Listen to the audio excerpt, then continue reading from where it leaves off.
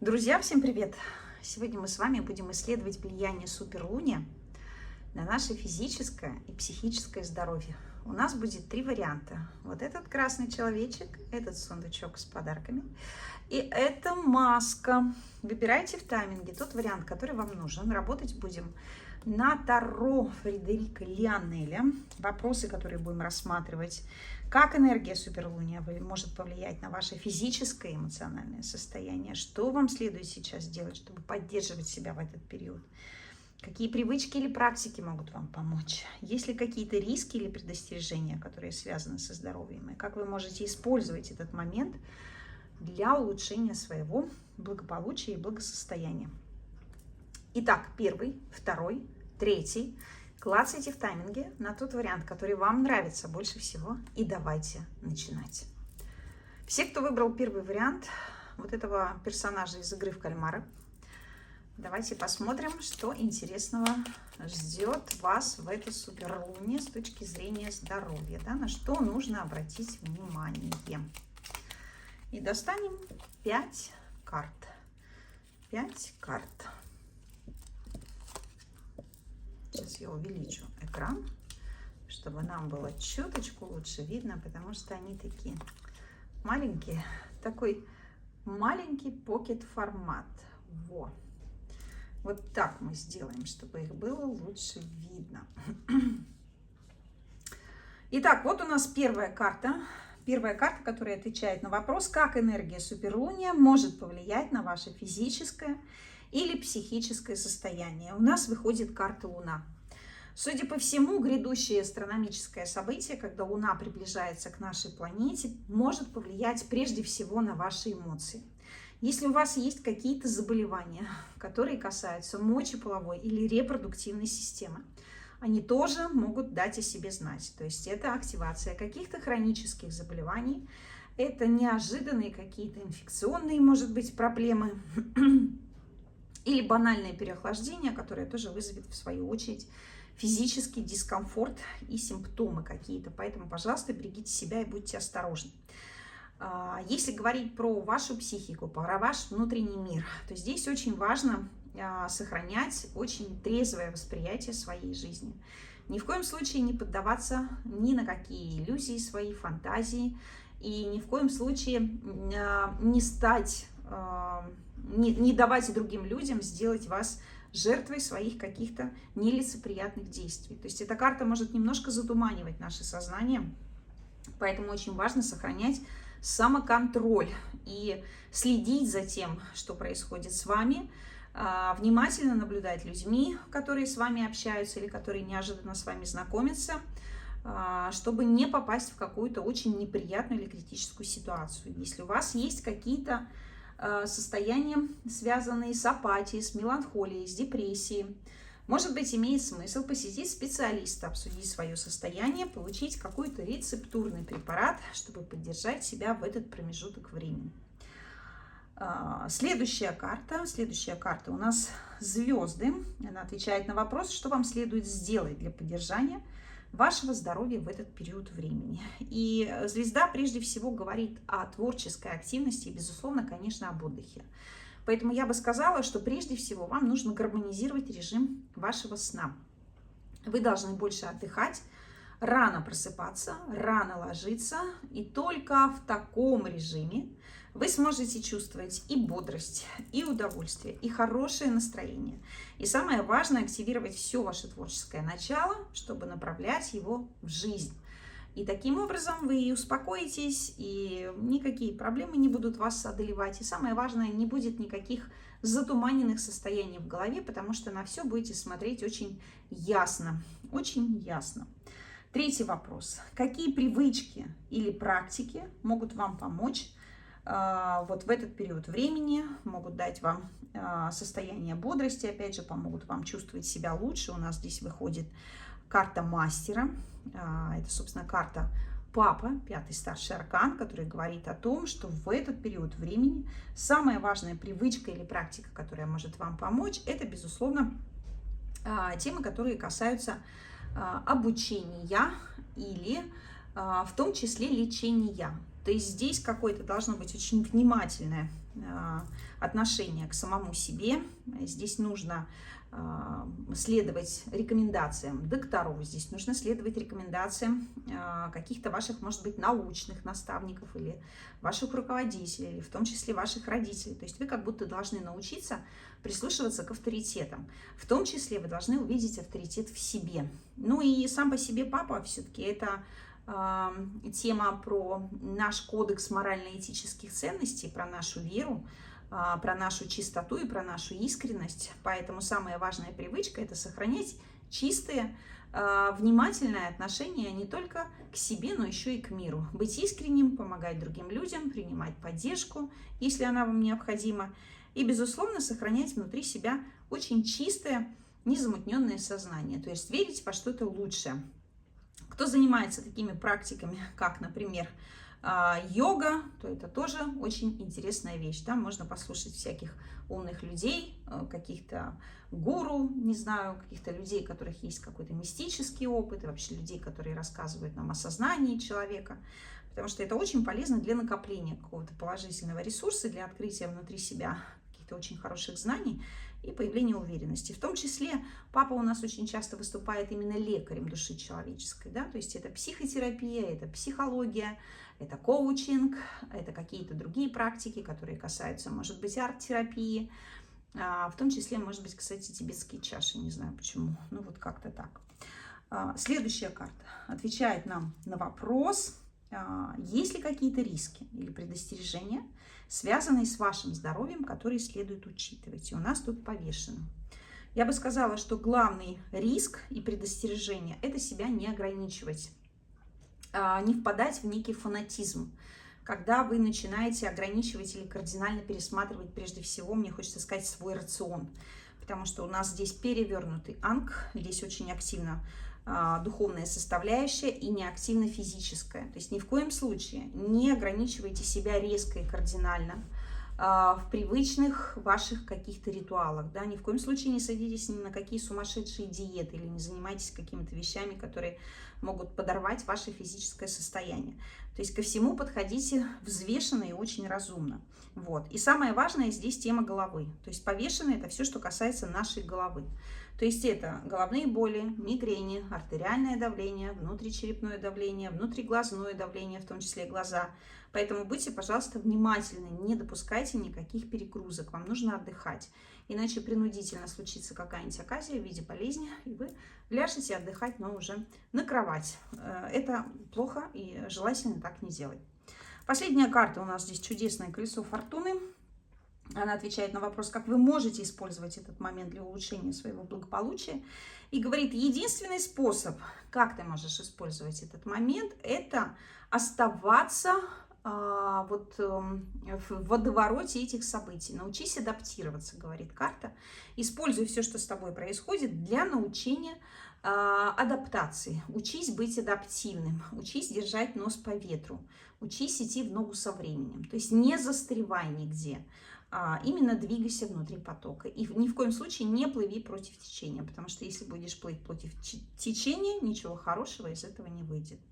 Вот такое послание было у меня и у Таро Фредерика Лионеля для первого варианта. Я всем вам желаю отличного настроения. Берегите, пожалуйста, себя. Возвращайтесь к нам снова, приходите на консультации. Пока-пока и до новых встреч. Все, кто выбрал второй вариант, вот этот волшебный сундучок с подарками, давайте посмотрим, что интересного суперлуния скажет вам про свое влияние на ваше здоровье.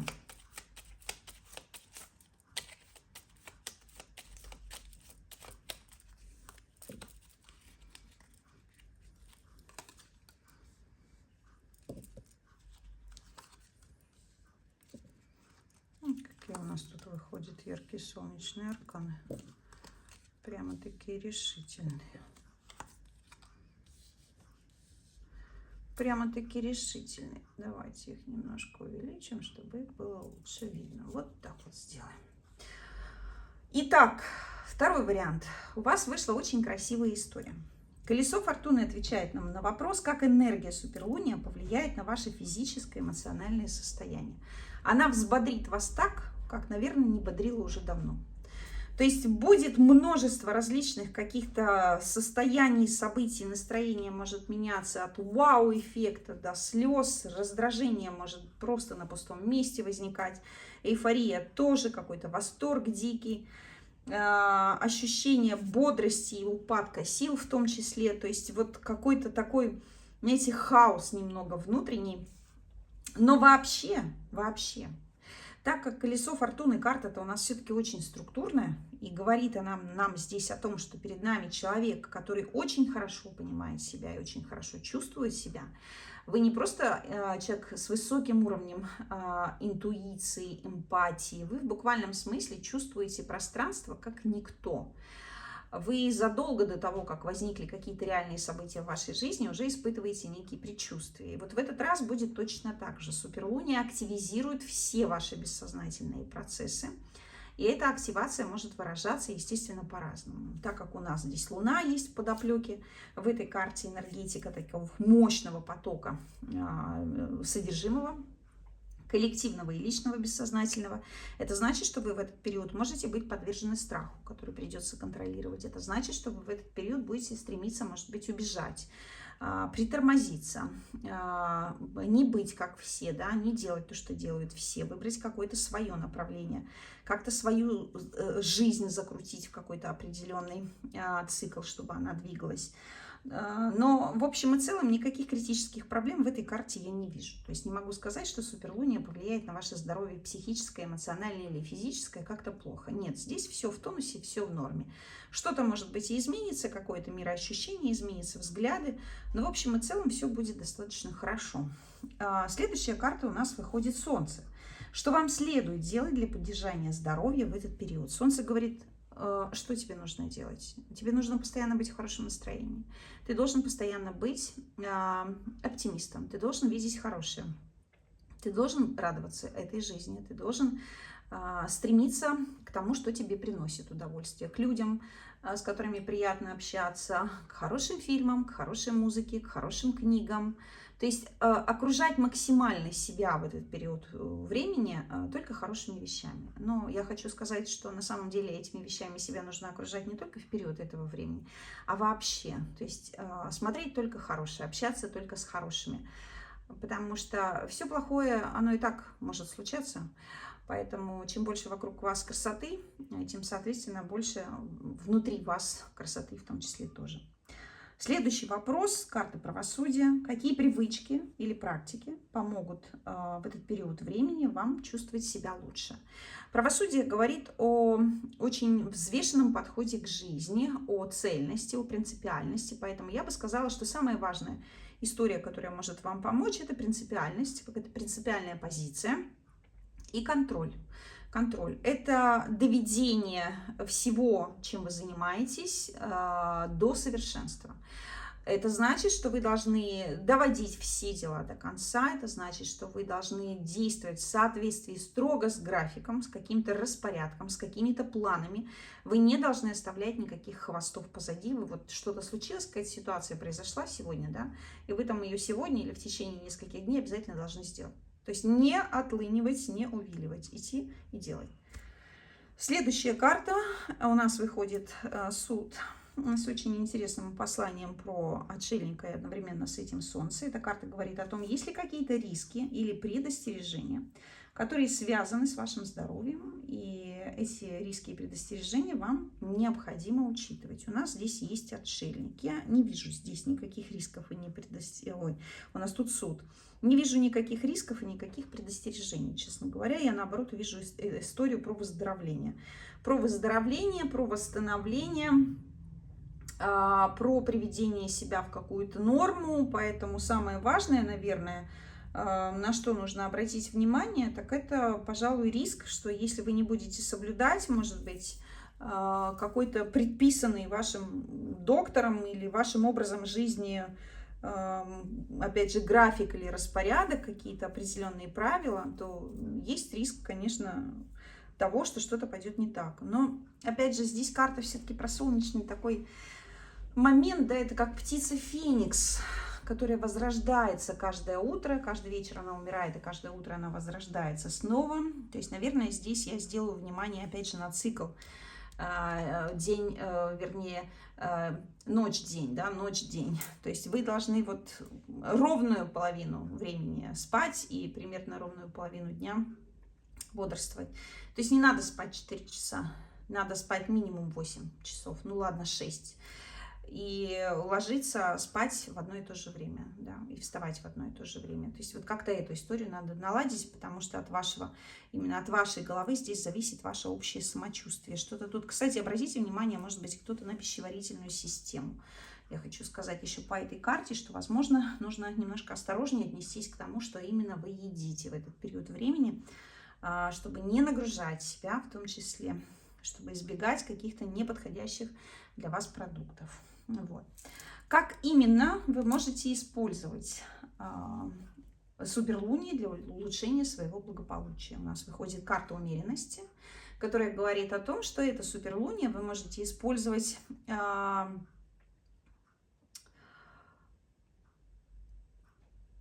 вот как вы можете его использовать? Если тут все надо просто взять и переварить, говорит умеренность. Возьми все и перевари. Вот все, что есть внутри тебя, заполни. У вас не должно быть никаких пустот, не должно быть плохого настроения. Умеренность говорит здесь о том, что вам необходимо накапливать внутренние ресурсы, отдыхать. Опять же, умеренность – это карта восстановления отдыха. Отдыхайте. Проводите время в комфортной обстановке, заполняйте свое свободное время и пространство какими-то приятными делами. Да? Это может быть просто отдых, это может быть какое-то хобби, это может быть какое-то общение с приятными людьми. То есть самое важное ни в коем случае здесь не оставаться наедине с собой, не действовать как-то вот с надрывом. Нужно учиться действовать мягко, но активно. То есть сейчас суперлуния подходит для стабилизации всего и вся в вашей жизни. То есть ни в коем случае сейчас не нужно ничего глобально менять. В этот промежуток времени нужно максимум своих усилий бросить на гармонизацию того, что у вас уже есть. Вот, пожалуй, этим, наверное, и нужно заниматься. Вот такой был мой ответ второму варианту.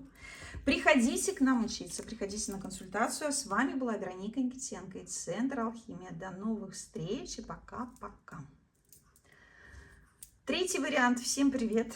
Мы переходим к вашей истории. Сейчас посмотрим, как на вас, на ваше здоровье влияет энергия суперлуния. Что вам нужно об этом знать, что вам нужно там делать. Давайте смотреть.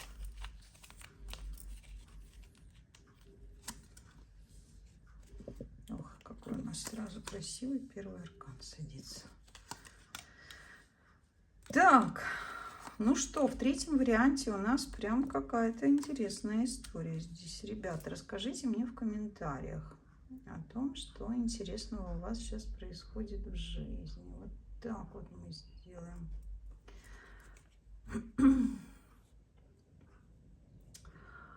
Так, ну что, я начну с 13-го старшего аркана. Что у нас здесь есть интересного? Как энергия суперлуния может повлиять на ваше физическое и эмоциональное состояние? У нас стоит 13-й старший аркан смерти.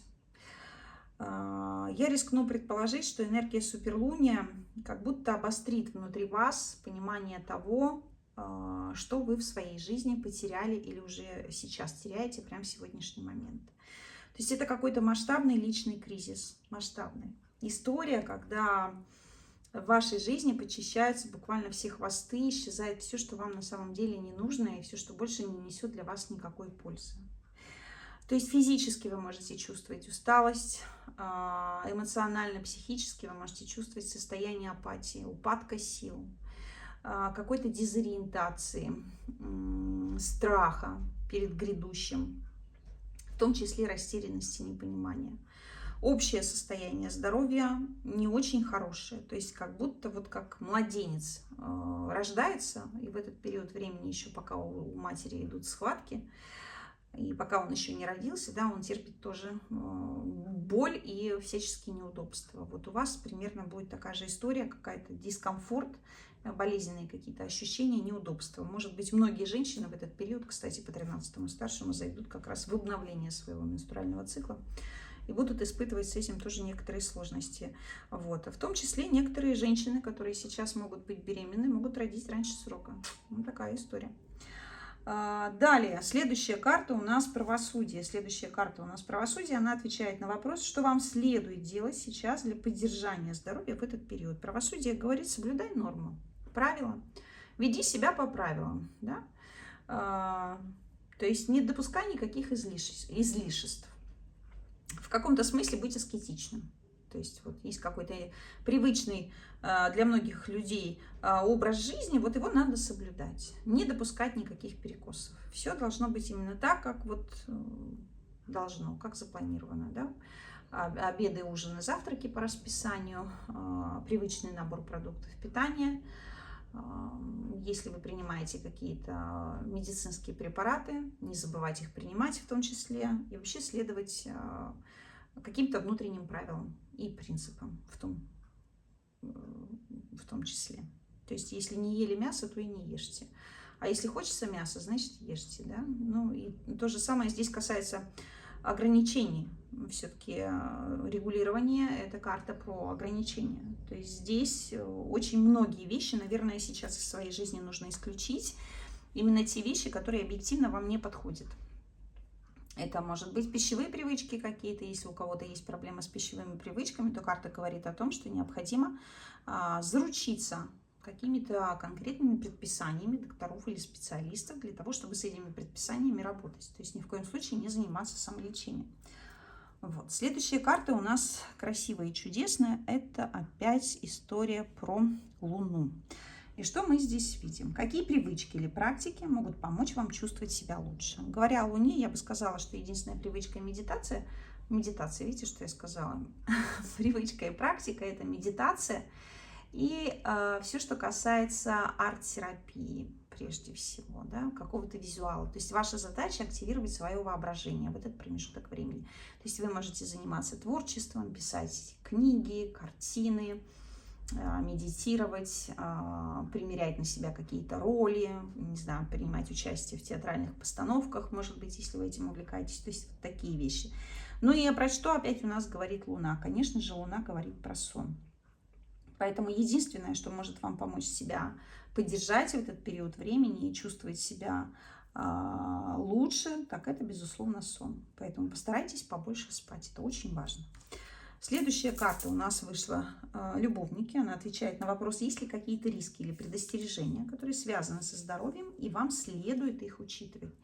И здесь, по сути, риски и предостережения – это только история про, опять же, как мне кажется, питание и обычную деятельность вашу жизненную. То есть любовники говорят, что вам нужно снизить уровень тревоги и сомнений, как-то поработать с этими областями в своей жизни, какие-то, может быть, психологические группы поддержки найти, что-то еще, чтобы вы не свернули с правильной дороги на неправильную. То есть тут, возможно, нужна помощь какого-то сообщества или помощь какого-то человека, который поможет вам сохранить текущее направление, поможет вам не сломаться.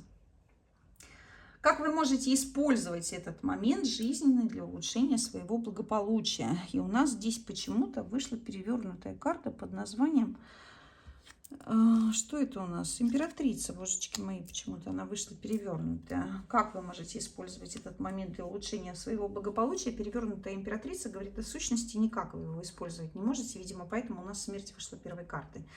То есть здесь ни о каком благополучии, вообще благосостоянии и улучшении речи сейчас нет, потому что, напротив, из вашей жизни должно исчезнуть все, что вам не нужно. То есть это такой период чистки для вас. Вот все должно сначала отвалиться, уйти. Вот. Но почему-то мне в третьем варианте хочется сказать, что где-то здесь завуалированная тема идет либо про деторождение, либо тема про какие-то прибыльности, про какие-то проекты, которые будут, видимо, вот рождаться, в том числе в внуках, и на какой-то выходить совершенно новый путь. Что-то здесь нужно как-то вот предусматривать. Как вы можете использовать этот момент для улучшения своего благополучия? Да никак. Вот опять же смотрю на эту перевернутую императрицу и хочу сказать, что она не властна сейчас над своим вообще жизненным путем, потому что она утратила направление, она утратила конечную цель. Сейчас жизнь тут, видимо, корректирует ситуацию сама принудительно. Поэтому, пожалуйста, не держитесь за то, что от вашей жизни отваливается. Ваша главная задача — сохранить стабильность, удержаться на плаву. Не цепляться за то, что может вас утопить, скажу так. Вот. Не знаю, почему так вышло, но надеюсь, что ничего критичного и глобального, проблемного там не будет, а всего лишь какие-то мелочи. Поэтому, пожалуйста, берегите себя. С вами была Вероника Никитенко из Центра Алхимия. До новых встреч и пока-пока.